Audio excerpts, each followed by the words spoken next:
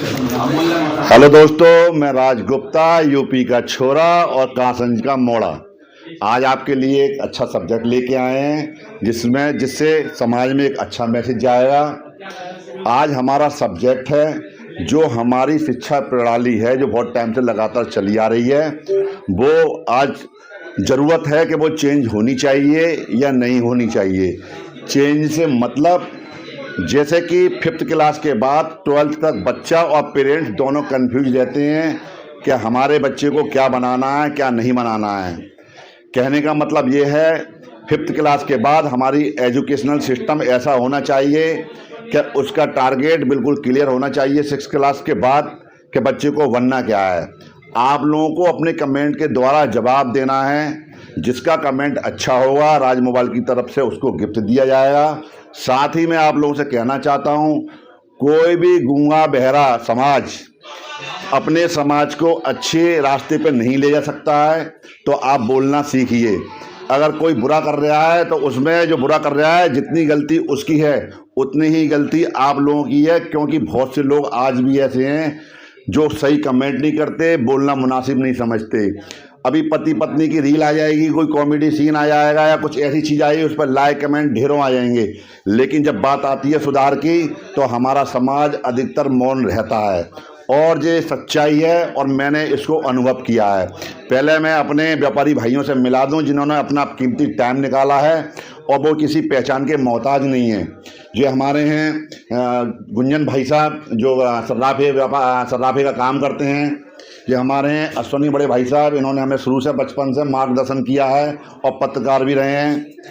हमारे भैया हैं मनोज जी, बीजेपी से हैं और जितना बढ़िया से बढ़िया काम कर सकते हैं आए दिन करते रहते हैं, बच्चों का मार्गदर्शन करते रहते हैं। और हमारे बहरे जी हैं, व्यापारी भाई हैं हमारे, जो अधिकतर जो व्यापारियों का जो मार्गदर्शन होता करते रहते हैं, उनके हमेशा कंधे से कंधे मिलाकर चलते हैं। अब मैं अपने सभी बड़े भाइयों से एक एक करके बाइट्स लूँगा, इनका सोचना क्या है, इसके बाद आप सभी को बताना है कि आप क्या सोचते हैं इस बारे में। पहले गुंजन भाई साहब से स्टार्ट करूंगा। गुंजन भाई साहब, आज जो हमारी शिक्षा प्रणाली चल रही है उसके बारे में आप क्या सोचते हो? क्या वो चेंज होनी चाहिए या नहीं होनी चाहिए? क्योंकि 6th क्लास के बाद 12th तक अभी तक कोई ऐसा नहीं है कि बस दौड़ रहे हैं। हर माता पिता चाहता है कि उसका बच्चा 99% लेके आया है, तो वो अंधी दौड़ चल रही है जिसका कोई रास्ता ही नहीं है। आप इसमें क्या कहना चाहते हैं, प्लीज़ बताइए। जल्दी माइक पकड़ लीजिए आप। बहुत बहुत धन्यवाद राज जी।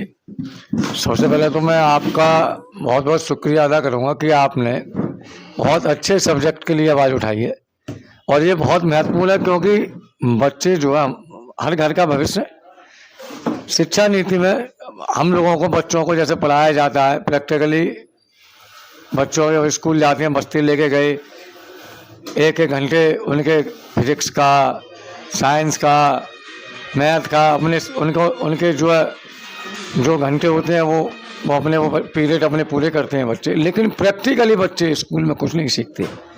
प्रैक्टिकल के नाम पर स्कूल में एक लास्ट में जब एग्ज़ाम होते हैं तो प्रैक्टिकल भी एक एग्ज़ाम के रूप में प्रैक्टिकल का एग्ज़ाम रखा जाता है मोस्टली। अब मैंने देखा है, मैं पढ़ा हूँ, हमें कभी प्रैक्टिकल के नाम पर कुछ बताया ही नहीं गया, ना हमें कुछ सिखाया गया। तो सबसे पहले स्कूल में शिक्षा, कॉपी किताबों की शिक्षा के साथ साथ बच्चों को प्रैक्टिकली शिक्षा देना भी बहुत आवश्यक है। और बात रही बच्चों के आगे भविष्य के बारे में, अब दुनिया बहुत आगे है। कई देशों में शिक्षा नीतियां बदल चुकी हैं और समय के अनुसार बदलनी चाहिए। बच्चे का विजन, माँ बापों के सपने यहाँ तक ही रहते हैं, IAS बन जाए, PCS बन जाए, बड़े पदों पे। बस जो घर के परिवार के लोग हैं वो यही चाहते हैं कि मेरा बच्चा बड़े पदों पे जाए।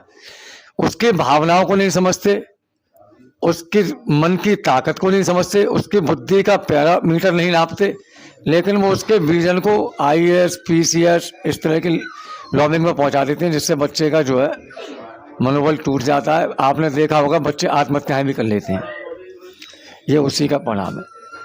बच्चों को प्रैक्टिकल शिक्षा देनी चाहिए कि उन्हें भविष्य में बहुत सी चीज़ें, आजकल ऐसी चीज़ें आ रही हैं, नेल आर्टिस्ट बनने, ब्यूटिशियन एक से एक है। तो शिक्षा से शिक्षा के साथ साथ इन चीज़ों की भी शिक्षाएं बहुत आवश्यक हैं जो बच्चों को प्रैक्टिकली होशियार बना सकें, जिससे बच्चे अपने भविष्य में कुछ अर्निंग करके अपना परिवार चला सकें। धन्यवाद। कहने का मतलब ये है, थ्योरी के साथ साथ प्रैक्टिकल होना चाहिए। प्रैक्टिकल की क्या विशेष बात है, आपसे और हमसे छुपी नहीं है। बच्चे को जब प्रैक्टिकल करवाया जाता है, मात्र वो 2 घंटे पहले तैयारी करता है, एक दिन। हमारा कहने का मतलब है उस बच्चे की जो प्रैक्टिकल है थ्योरी के साथ साथ जो वो बनना चाहता है, पहले तो जो बनना चाहता है वो क्लियर होना चाहिए, और प्रैक्टिकल उसका 6th क्लास के बाद 12th तक प्रॉपर चलना चाहिए उसको जो बनना है। इसके आगे हम ले जाते हैं अपने बड़े भाई अश्वनी जी के पास। उनका क्या कहना है, ये साहब आपका जो भी विचार हो रखिए साहब। धन्यवाद राजगुप्ता जी, आपने जो विषय उठाया निश्चित तौर पे इस विषय के लिए आज समय की आवश्यकता भी है और आपको साधुवाद। एक पंक्ति है कि हर शख्स दौड़ता है भीड़ की तरफ, चाहता यह है कि रास्ता उसे खाली मिले। मेरा आज की शिक्षा नींव में हम सब खुद अभिभावक हैं। मेरा अपना मानना यह है कि अभिभावकों को अपनी सोच में परिवर्तन करना पड़ेगा। शिक्षा नीति में परिवर्तन, necessity is the mother of invention.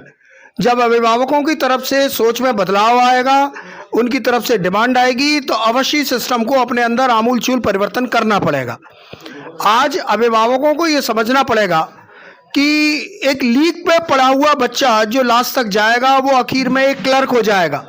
दुनिया में जितने भी प्रसिद्ध फेमस कलाकार, खिलाड़ी या आज जितने भी डिफरेंट टाइप की फील्ड्स हैं, माँ बाप 4 फील्ड्स 5 फील्ड जानते हैं, डॉक्टर, इंजीनियर, IAS, IPS, इनके अलावा बैंक वगैरह, इनके अलावा जितनी भी फील्ड्स हैं उनमें जहाँ आज जिन लोगों ने तरक्की की है, प्रसिद्धि पाई है, उन्नति की है, उन लोगों ने बिना माँ बाप की इच्छा के ही ये काम किया होगा, क्योंकि माँ बाप इस बात के लिए उनको गाइड नहीं कर सकते।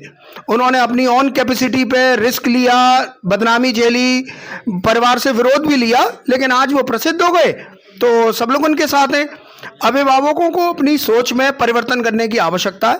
बच्चे से खुली काउंसलिंग करें, बच्चे को भविष्य के लिए उसकी क्या रिक्वायरमेंट है, वो क्या चाहता है, क्या बनना चाहता है, इस बात के लिए उसको इम्फोसाइज करें, उससे खुली काउंसलिंग करें, बातचीत करें और उसकी आवश्यकता को समझते हुए ही आगे उसके करियर का निर्धारण करने में उस बच्चे की मदद करें।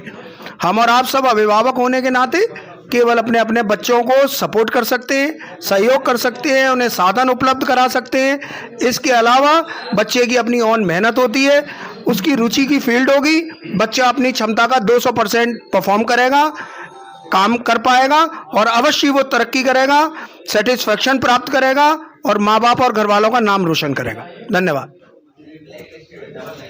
थैंक यू बड़े भाई। कहने का मतलब ये है, आप अपने बच्चे से फ्रेंडली माहौल रखिए, उसकी भावनाओं को समझिए, आप उसको क्या बनाना चाहते हैं और वो क्या बनना चाहता है।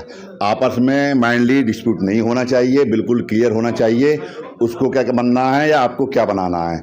इसके आगे हम अपने डॉक्टर साहब के पास ले चलते हैं, इनकी क्या विचार है इस मामले में। डॉक्टर साहब आप बताइए। बहुत बहुत धन्यवाद राज भाई। मेरे से पूर्व जो मेरे मित्र वक्ता रहे हैं, जो उन्होंने कहा है, मैं उनसे लगभग सहमत हूँ।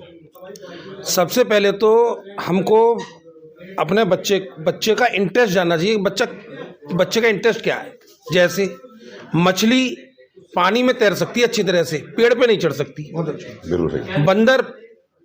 बंदर तो पेड़ पर अच्छी से चढ़ जाता है, मछली नहीं चढ़ पाती। इसका मतलब मछली खराब है? ऐसा नहीं है कि मछली में टैलेंट नहीं है।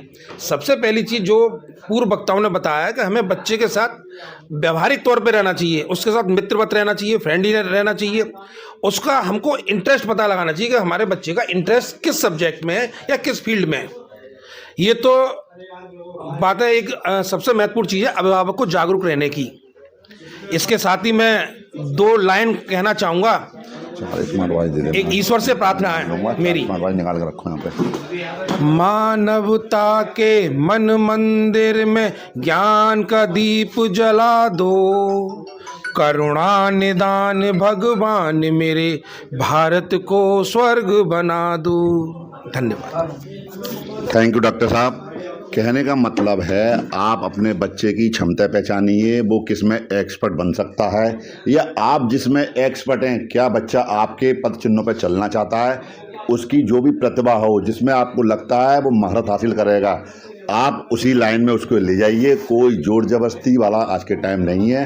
क्षेत्र यही 4-5 नहीं बने हुए हैं जो हमारे गुंजन भाई साहब ने बताए कि IPS और ये वो बहुत से क्षेत्र हैं आज के टाइम में, क्षेत्रों की कमी नहीं है। इसके आगे हम अपने भौरे जी के पास चलते हैं। भौरे जी, आपके क्या विचार हैं, प्लीज़ बताइए। नहीं, जो भी आपके विचार हैं, आपके बच्चे हैं, आप कैसे उन्हें ट्रीट करते हैं, कुछ नहीं, जैसे भी बता सकते हैं। धन्यवाद राज भाई। विषय बहुत गंभीर है। ये शिक्षा नीति जो हमारे यहाँ लागू हुई है, लॉर्ड मैकाले ने लागू करी थी अंग्रेजों के टाइम से। इस शिक्षा नीति का उसका मतलब सिर्फ ये था कि भारतीयों को सिर्फ क्लर्क बनाना, और उस शिक्षा नीति को हम आज तक मिटा नहीं पाए हैं। मेरा ये मानना है कि इस शिक्षा नीति में बदलाव होना चाहिए। सिर्फ प्राइमरी स्टेज पर एजुकेशन होनी चाहिए। उसके बाद बच्चे से ये पूछना चाहिए, या जहाँ भी जिस फील्ड में उसका जाने का मन हो, उसका एक्टिव में मन हो, उसका IPS बनने में मन हो, उसका कारपेंटर बनने में मन हो, उसका किसी भी फील्ड में जाने का मन हो, तो वहाँ उसको जाना चाहिए, ताकि उसका इंटरेस्ट 4-5 गुना हो जाएगा। वो मेहनत से काम करेगा उसमें, और उस फील्ड में नाम रोशन भी कर सकता है। थैंक यू भौरे जी। कहने का मतलब है अब वो समय आ गया है जब हमारी शिक्षा नीति, शिक्षा प्रणाली में सरकार को गंभीरता से सोचना चाहिए, इसको बदलना चाहिए, क्योंकि समय बदल चुका है। ये नया भारत है, तो नई सोच होनी चाहिए। अगर हम आज के टाइम में बहुत एक्सपर्ट हैं, तो गुरुकुल के टाइम में हम कहाँ पर थे, उसकी तुलना आज से करिए तो गुरुकुल वाला टाइम जो था वो बेहतर था। क्यों साहब, मेरी बात बिल्कुल सही है? बिल्कुल। क्योंकि उस समय इससे जो हमारी शिक्षा प्रणाली है वो कहीं इससे ज़्यादा बेटर थी।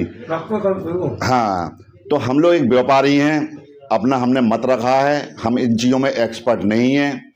हमारे भाई लोग बहुत अनुभवी हैं, इन्होंने भी अपना मत रखा। और सबसे बड़ी बात यह है कि देखिए, आप लोगों को जागरूक करने के लिए, समाज को एक अच्छा मैसेज देने के लिए हमारे भाई अपना व्यापार छोड़ के अपना टाइम दे रहे हैं। ये अपने आप में बहुत बड़ी बात है। आप लोग भी जब भी कुछ ऐसा मैसेज आपके सामने आए जिससे कुछ सुधार होने की उम्मीद है, तो आप लोग प्लीज़ कमेंट जरूर करें। अच्छे को अच्छा बोलें और बुरे को बुरा बोलें। आप पार्टी, नेता, इन सब के चक्कर में नहीं पड़ें। जो इस क्षेत्र में जाना चाहता है उनको कमेंट करने दिया करें।